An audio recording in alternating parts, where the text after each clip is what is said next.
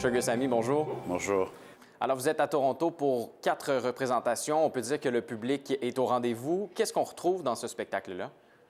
Ben, c'est un spectacle, je trouve, qui est à la couleur de ce que je fais, mais c'est un spectacle qui démontre l'évolution de mon humour, de mon écriture comme auteur. Donc, ça va assez loin. C'est un commentaire sur tout l'aspect société, politique, donc les thèmes que j'aborde habituellement, mais aussi ma transition dans la vie, d'être passé d'un jeune humoriste dans ses vingtaines, trentaines, à quelqu'un dans sa quarantaine, et ma progression en carrière, ma progression en relation amoureuse. Donc, c'est vraiment un humour puis un spectacle qui rétisse assez large. Vous êtes évidemment connu pour votre humour un peu provocateur.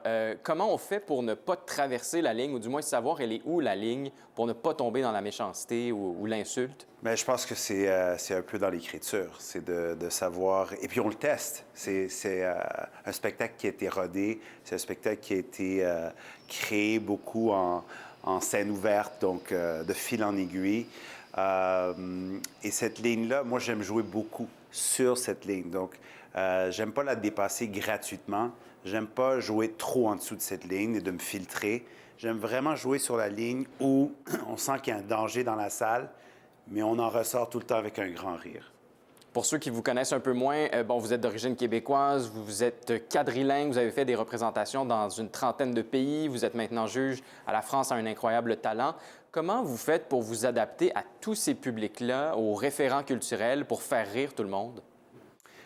Bien, je pense que ça prend un travail de recherche, ça prend un travail d'adaptation, mais vraiment, je pense que quand je communique qui je suis et comment je vois le monde autour de moi, je pense que cette honnêteté, tout le monde la ressent.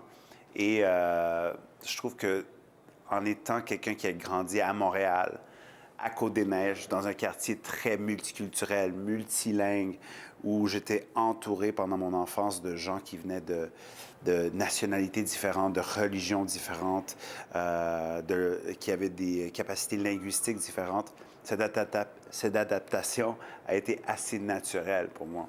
Donc, d'aller et faire des shows au Liban ou en France ou en Inde ou en Haïti, c'était très, très naturel. Et après la tournée canadienne que vous faites présentement, quels sont les autres projets pour vous? Oui, là, j'ai mon deuxième show bilingue que je pars au Québec, qui sort de Montréal. Donc, c'est pas seulement Montréal, c'est d'autres grands et moyens centres au Québec, cette fois-ci. Donc, si on parle de provocateur, des fois, c'est pas dans le fond, c'est dans la forme.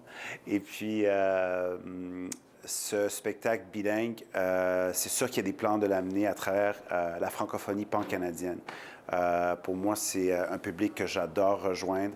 Donc, en 2024, ce sera un retour avec ce spectacle-là aussi. Sugar Sammy, merci beaucoup d'avoir été avec nous. Bien, merci à vous.